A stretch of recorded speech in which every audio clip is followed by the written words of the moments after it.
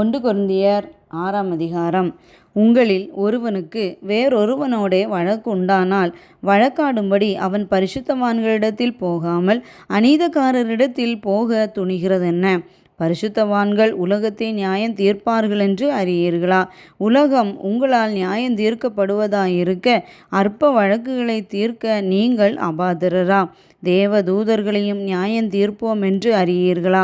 அப்படி இருக்க இந்த ஜீவனுக்கு ஏற்றவைகளை நீங்கள் தீர்த்து கொள்ளக்கூடாதிருக்கிறது எப்படி?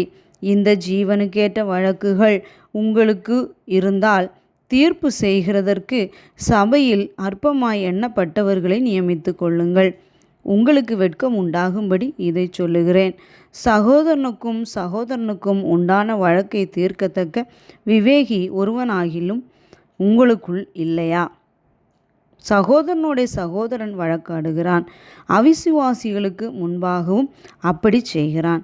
நீங்கள் ஒருவரோடொருவர் வழக்காடுகிறது எவ்விதத்திலும் குற்றமாயிருக்கிறது. அப்படி செய்கிறதை விட நீங்கள் ஏன் அநியாயத்தை சகித்து கொள்ளுகிறதில்லை? ஏன் நஷ்டத்தை பொறுத்து கொள்ளுகிறதில்லை? நீங்களே அநியாயம் செய்கிறீர்கள், நஷ்டப்படுத்துகிறீர்கள், சகோதரருக்கும் அப்படி செய்கிறீர்களே. அநியாயக்காரர் தேவனுடைய ராஜ்யத்தை சுதந்தரிப்பதில்லை என்று அறியீர்களாம். வஞ்சிக்கப்படாதிருங்கள்.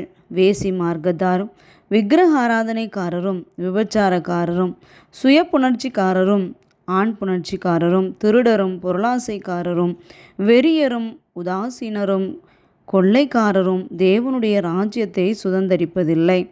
உங்களில் சிலர் இப்படிப்பட்டவர்களாய் இருந்தீர்கள். ஆயினும் கர்த்தராகிய இயேசுவின் நாமத்தினாலும் நமது தேவனுடைய ஆவியினாலும் கழுவப்பட்டீர்கள், பரிசுத்தமாக்கப்பட்டீர்கள், நீதிமான்களாக்கப்பட்டீர்கள்.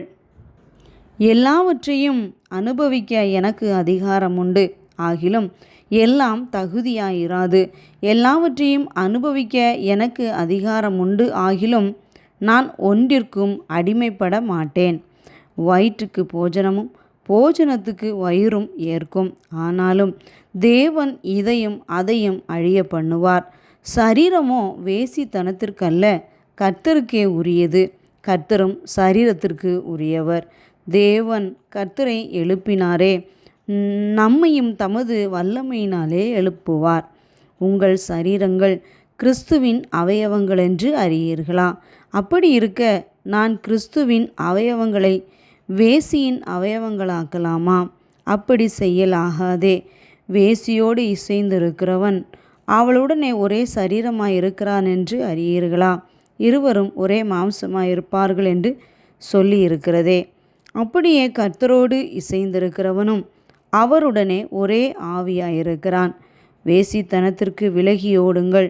மனுஷன் செய்கிற எந்த பாவமும் சரீரத்திற்கு புறம்பாயிருக்கும்.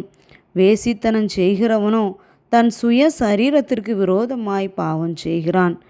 உங்கள் சரீரமானது நீங்கள் தேவனாலே பெற்றும் உங்களில் தங்கியும் இருக்கிற பரிசுத்த ஆவியினுடைய ஆலயமாய் இருக்கிறதென்றும் நீங்கள் உங்களுடையவர்கள் அல்லவென்றும் அறியீர்களா? கிரயத்திற்கு கொல்லப்பட்டீர்களே. ஆகையால் தேவனுக்கு உடையவைகளாகிய உங்கள் சரீரத்தினாலும் உங்கள் ஆவியினாலும் தேவனை மகிமைப்படுத்துங்கள்.